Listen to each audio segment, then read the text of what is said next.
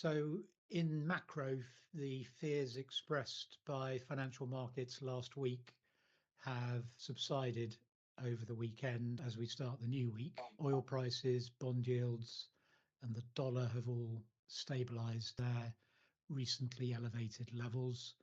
And I think that's largely because the diplomatic efforts that are ongoing to release more hostages, which are delaying the start of the land war in Gaza, is holding things up from escalating. So hedges put on at the end during the course of last week can possibly be unwound early part of this week, but tensions remain high as it looks, unfortunately, just a matter of when, not if, Israeli forces move.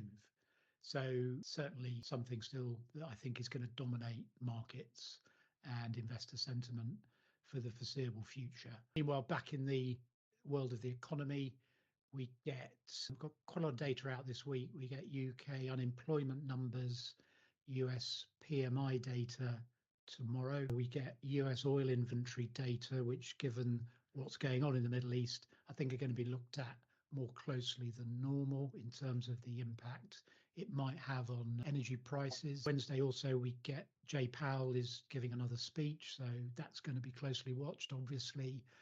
And then on Thursday we've got the ECB giving their rate decision, and we've got GDP data for the US as well. Followed on Friday, the Fed's favorite measure of inflation, which is the core PCE price index data for the US. So quite a lot of metrics to sort of gauge what's going on in the economy, but I think it's going to be the emotions and the realities of war in the Middle East that's going to dominate people's thinking for the time being. Very quiet Monday, not much out in the UK.